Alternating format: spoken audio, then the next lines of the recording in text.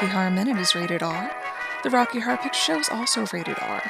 We're going to spend this time discussing the movie in gory detail, and along the road, we'll talk about some adult content and use some of our favorite swear words. Latu, Verata, Nikto. Consider yourself warned.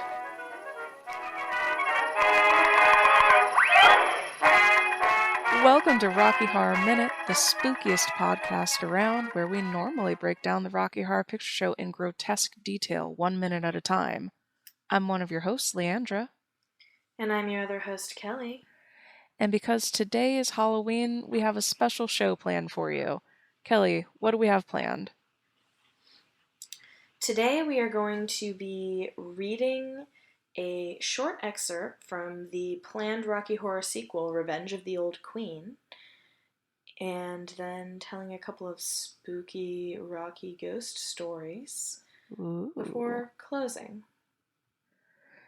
All right, so before we jump into Revenge of the Old Queen, there's a notice before the script that you can find online, so I'll go ahead and share that. It was first shared in 1997, along with the following notice. This is a first draft of the official sequel to the Rocky Horror Picture Show. I feel a bit awkward distributing this.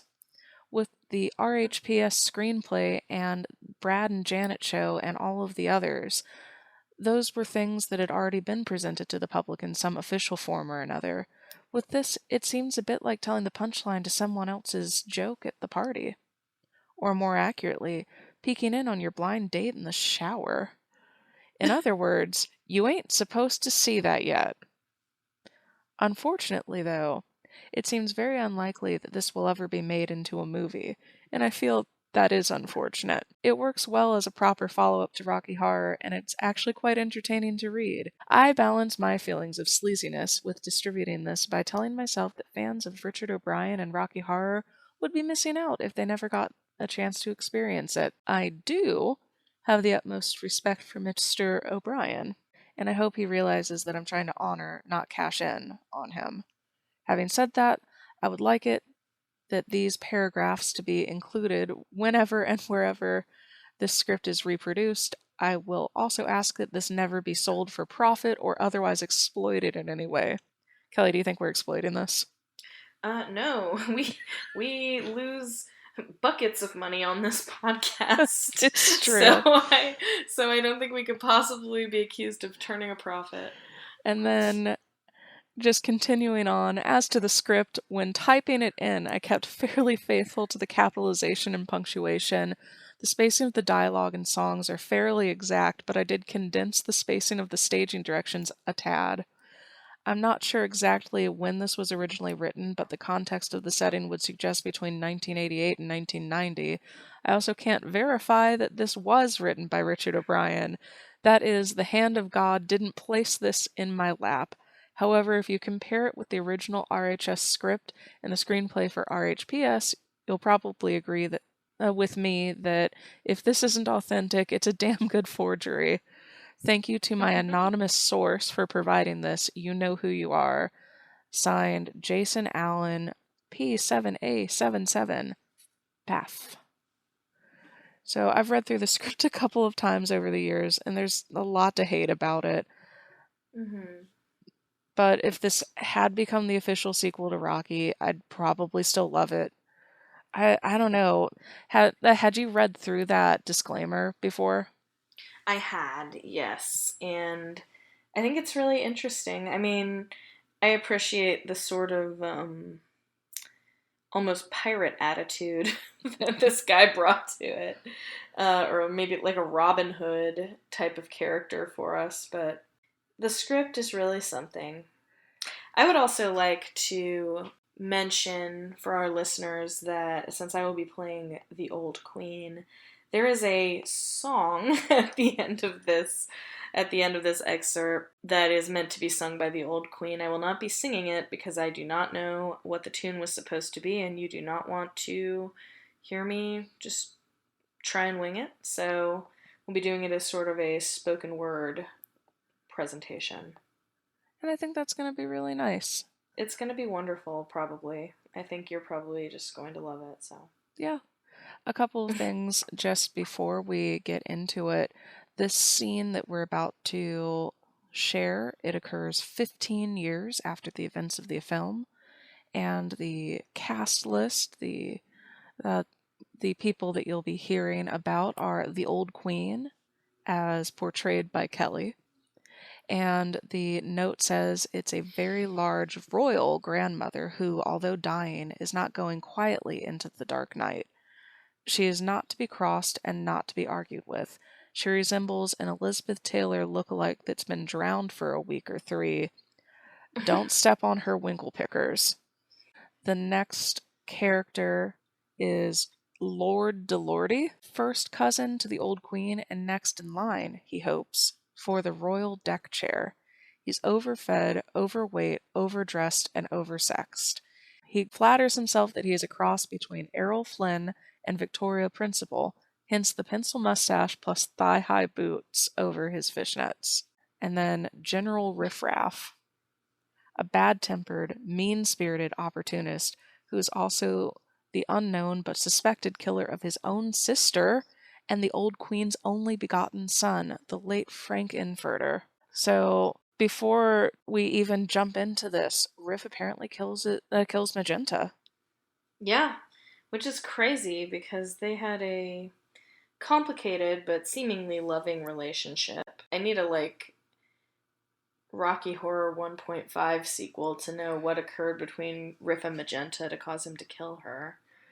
So it's like the Lion King 1.5. Yeah, which I loved as a kid. Watched it recently. It did not hold up. So I'm reading the role of General Riffraff, and we have a couple of very special guests that will be reading the stage direction and other characters in it, and we'll post their names in our show description. Indeed we will. Special shout out to those villains.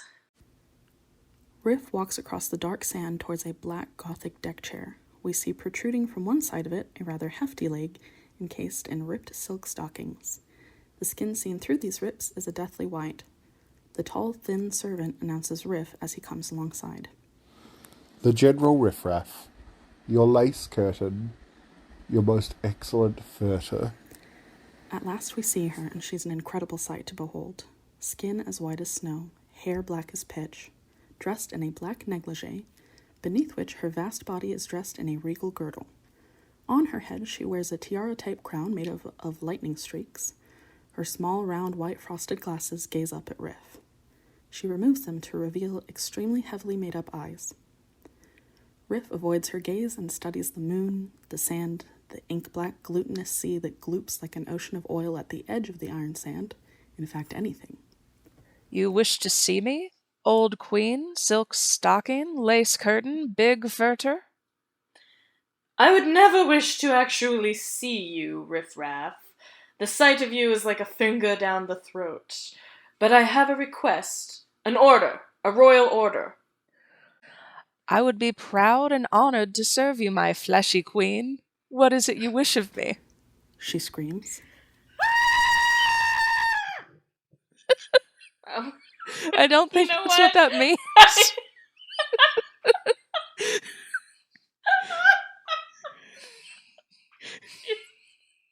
Let me try that again. She screams. I want you to return to Earth and find my little darling boy and bring him back to me before I take that great leap. Oh no. What happened to me? Never like that. You're gonna live forever. Riff looks decidedly furtive, as indeed he might, seeing as how he has blasted the late Frankenfurter with a laser until all life had fled from that naughty boy's mortal frame. Hit the trail, Riffraff, and make sure you bring back my little Frankie to me before I croak. Frankie? Frankenfurter? You want me to find Frankenfurter and bring him back to you? Yes. I want my treasure, my heart's delight, my only born back in these arms, locked onto these breasts once more before I go to my great reward. This is just typecasting. But the fruit of your capacious loins has not been heard of for 15 years or so. He may be, busy. He may not want to come back. My cousin, Lord Delordy, will see that you make it to the transducer. Delordy. Delordy steps forward with a mocking grin which is meant for Riff. He gives a slight bow. General? My lord. There is hate in Riff's eyes. Stick with him, cousin, and see that he doesn't go anywhere other than Earthsville. My life is to serve you, Big Furter, your silk knickers. Yeah, just do it, and Riff if you can give him this message from me. She sings. And then you sing. I do sing. Was there ever a mother blessed with such a boy? Was there ever another Was ever a mother blessed with such a boy? Was ever another's breast pressed to such joy? My one and only son was more libidinous than any honey bun, including Oedipus. Yes, I'm a mother, a real mother. I'm the mother of all mothers, and there'll never be another mother figure as big or bigger. As a mother, I said, look, son, there's one thing that we should cover. You'll discover. You'll never get another lover like your mother. Jesus. Never to behold again his handsome face, never to enfold again his panty waist. There'll always be a part of me that's lost a child, with far more repartee than even Oscar Wilde. I know I'm helpless, I know I'm selfless, but I'm still stripping, I'm still silken, I'm still dripping. Mother's milk. And all for baby, my baby, my baby. Come to mama, take a look, son, just one last look. Watch me suffer, you'll discover you'll never get another lover like your mother. So run for the cover of your mother and start to pucker. I'm up against the wall, you mother sucker. Every mother hopes her child votes for the right to sow their wild oats, and when they've done their yummy, they'll come running home to mummy. They'll come running home to mummy. Yes, I'm a mother, a real mother. I'm the mother of all mothers, and there'll never be another mother figure as bigger as a mother. I said, look, son, there's one thing we should cover. You'll discover you'll never get another lover like your mother. I told him when you've had one bimbo with her legs akimbo, you've had them all, and there's no dishonor in bouncing on her, and as long as you've been chummy, you come running home to mummy. Yes, I'm a mother, a real mother. I'm a mother of... etc. I assume that would just fade out. The song ends, and Riff and Delordy depart. Riff walks with the step of a condemned man. And you can find the entirety of the script at rockymusic.org. It's right there, and there's so much to look at there. So what did you think, Kelly? He really has an unsettling obsession with incest. That's my... It's such a strong theme in all of his work. It sucks, but the song has potential. The song is kind of campy in a fun way, despite, or perhaps because of the incest. So I almost wish it had been created, but I don't know that I like this song at all.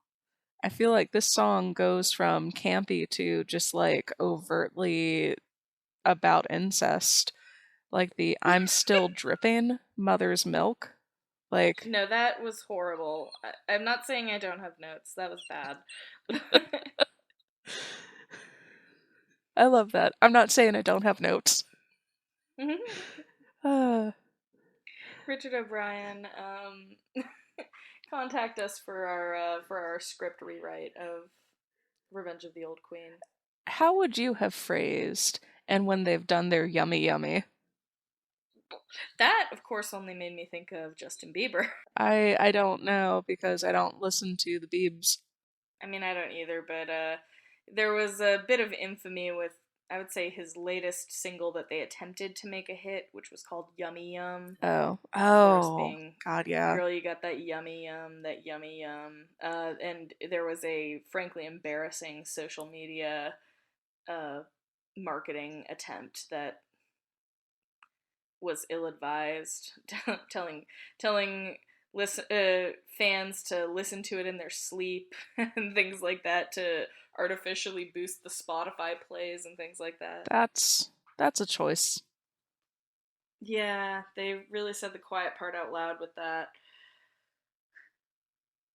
So, any final thoughts on Revenge of the Old Queen before we move on to ghost stories?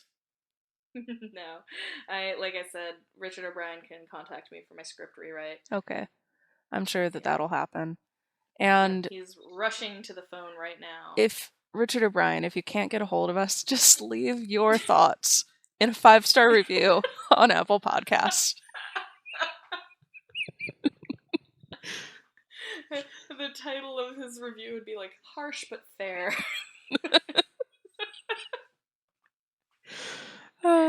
I'd die. So Leandra, why don't you kick off our terrifying true tales of terror? So I'm going to try very hard to paint a picture with my words. This story begins on a night like any rocky night. The audience was loud and full of virgins and seasoned audience members alike. Virgins were called down to the stage much like any other pre-show. The MC confirmed that everyone was at least 18, and then began her dark rituals. She started by parting the virgins into 2 unsuspecting groups. She then commanded them all to create a debaucherous scene of simulated group sex for the rest of the audience to judge. The losing group was mercifully allowed to leave. As if compelled by dark witchcraft, the winning group then went through other games to dwindle their number down. Finally, after laborious tasks like acting out a scene from the hit 1994 film Junior, or demonstrating the best use of a cock ring, there was only one evil task left. The MC declared that the winner of this game would get a grand prize. With malicious glee, she then shared the rules of the game.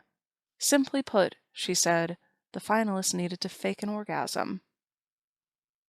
The audience roared their approval while the finalists all grimaced. The MC deftly and sinisterly pulled a fake orgasm from each finalist until only one remained. A smartly dressed young man. He looked queasily at the MC and said meekly, "My parents brought me. I'm here celebrating my 25th birthday." For a brief moment, the young man saw what he thought was empathy register on the MC's face. That sympathetic look, however, quickly melted into a devious grin. She called out into the audience, "Oh, hey, Mom? Dad? Can you come down here?" The audience howled like beasts and banshees while the young man's parents made their way to the stage. The young man turned green when the MC asked her devastating question. "You have a very important decision to make," she said. "Would you rather fake an orgasm right in front of your parents, or would you like them to fake an orgasm in front of you?" At this point, the audience, already frothing with excitement, erupted into ear-piercing cackles. The young man's father was crying with laughter and said, "Make the right choice, son." And so with that encouragement, the young man said his damning words, "Let's see what they've got." And so the parents did as they were told, and the young man won the contest and got the grand prize. But at what cost? It's a terrifying and cautionary tale about going to Rocky with your parents or your kids. We actually had a gentleman just this past weekend come to participate in the Virgin Games, and when it came his time to fake an orgasm, he said, "I would have to pay way too much in therapy because my kids are here," and then exited the stage, which I thought it was very funny that he immediately just like fucked off with. But yeah, keep that in mind. If you're a virgin, don't come with your parents or kids unless you're like my mom, who is just not respectful of not respectful of my desire to not hear her do that.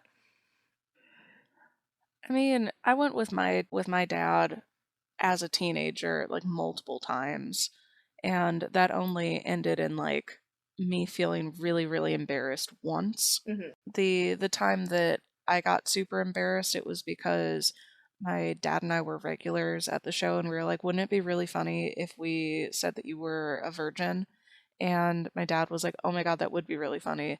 And then they fucked with him, and I went, this is the worst thing that has ever happened to me Yeah. and will ever happen to me. I'm 17, and this could possibly be the most catastrophic thing to happen to any person. Yeah, that was a fuck around and find out moment for young Leandra. I don't know what you thought was gonna happen. I don't know. There was no good that could come of it. Mm-hmm.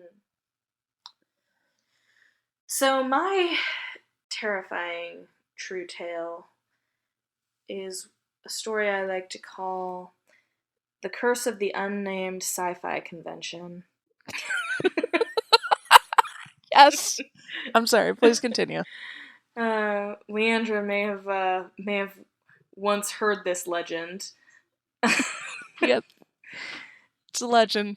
Possibly not true. Long ago, on a night not so very different from this one, a Rocky Horror Cast was invited to participate in a science fiction convention so terrifying and so evil that I dare not speak its name. That's why I'm not saying its name, is because it's so scary and evil.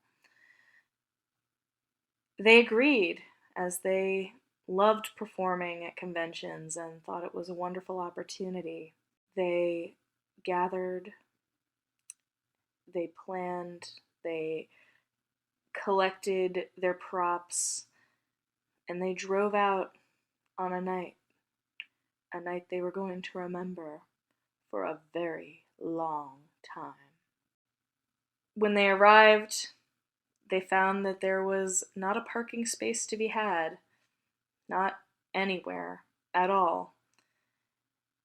Which begs the question, who invited this Rocky cast to the convention? Where did they think their cars and props were going to go? It's almost as though a ghost somehow did this. It was very spooky. When we entered, or these people that Not us. yeah, definitely not us. So when this Rocky cast entered the beautiful and historic and therefore almost certainly haunted hotel, they were greeted by staff so confused they must have been reanimated corpses, which is very scary. Very scary. And were immediately asked to show proof of vaccination, which is an excellent policy, which the ghost who invited them had not thought to mention prior to their arrival. And one of the cast members did not have this proof of vaccination, and so was summarily dismissed or killed. Therefore, they had begun to be picked off one by one. They had, not us. Short a cast member, this Rocky cast began scrambling. People were forced into roles that they were nightmarishly unprepared for. And then they went to get dressed and found that their dressing area, if you could call it that, was in fact floor-to-ceiling gigantic windows looking out onto a courtyard full of people. And when they attempted to close the curtains, this cast was told by a spooky, ghostly voice, perhaps Satan himself, it wasn't clear, that they were not allowed to touch the curtains, and therefore were not allowed to close the curtains. And certain members of this Rocky cast, a beautiful young woman with ample heaving breasts, she was beautiful, but she doesn't know it. It was like a gorgeous ingenue, said, "Well, I will." I'm sorry. It's very scary. Yeah, this no, is you're laughter terrifying. out of fear. Yeah. It's Tell me more frightfully about funny, if you K-cups. will. But yeah, this large-breasted, shy, adorable cast member said, "I'm going to have to get fully naked, in, and my vagina is going to be on display, and those people are right there literally looking at us right now." And he said, "Yeah," and then left. And so that is what happened, dear listeners. Fortunately, this ingenue, while being, again, shy and very delicate and demure, didn't particularly give a shit, and I suppose it was on the convention organizers or Satan or whoever that was, if the people outside complained. So they did their best to cover themselves and hide behind costume pieces as they got ready for their ill-fated show. At which point, there was another terrifying disappearance, this time of the movie, which certainly existed because the Rocky cast had confirmed ahead of time that the movie would be present, and therefore it definitely, I'm sure the con organizers had it at one point, because they would never have said they did if they didn't have it. And yet, when it came time to present the movie, they were told they didn't have it. And do you have the movie? And because because this was an experienced cast who could smell bullshit from far away, they actually had brought a copy of the movie before being told that they would not be allowed to show it, for it is not public domain. Which begs the question, what the fuck did they think they were going to show that night at the convention? Very spooky, because the Satan or demon or whoever it was demanded that the cast produce an arcane object, a talisman of some kind, that he referred to as a public domain version of the movie, which, to my knowledge, is lost to time, because the only version of the Rocky Horror Picture Show that I'm aware of is the very much licensed and copyrighted copy that was created in 1975, but apparently this evil man had arcane knowledge of a version of the Rocky Horror Picture Show that was crafted over 100 years ago, at least. However, being unable to produce this, as they did not have the proper spell books or whatever would have been needed to perform the ritual, the cast simply said fuck it and played the DVD anyway, and once again it was on that evil being to deal with any consequences that may arise. And most terrifying of all, their audience had apparently been picked off one by one, for by the time the show began, there were but like 6 of them at a very well-attended, terrifyingly unnamed sci-fi convention. So one can only assume that a horde of zombies got them, or they disappeared without a trace. No one knows, but the cast put on their damnedest show for an audience smaller than their numbers, and went home and said, "Wow, we're never fucking doing that again." The end. Here's yet a postscript. There actually isn't one. Okay. No, I was going to be like, and then they found the cast and they were dead all along. Oh. No. Yeah. No, they were. The Sixth Sense, yeah. Yeah. But they were disgruntled. Yeah. If they existed, which this is probably an apocryphal story. There's really no way to know if it actually happened. It's probably just one of those tales they tell Rocky cast leaders to get them to behave and do all their research before agreeing to do conventions. Whew. I don't know that I'm going to be able to sleep for another week or so, at least until our next episode drops. Yeah, of course. And I mean, why would you? Because the excitement of the next episode dropping makes it impossible to sleep, so. I was talking more about how scary that last ghost story but was. it's like either way. I mean, that is fair. I was already shivering with anticipation. Say it. Say it. That's not what I thought you were going to say. Oh, what did you think I was going to say? Good night, everybody. Anyway. Well, I guess we should wrap this up because we're both doing some really great work. And let's end on a high note with now. You don't have to go home, but you can't stay here. So get the fuck out. Just remember how they screamed instead of screaming along. He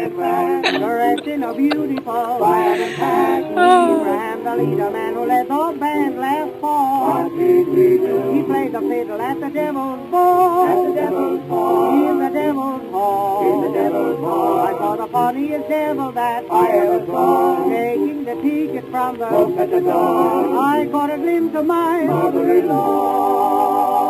Dancing with the devil. Oh, is that the devil? Dancing at the devil's ball.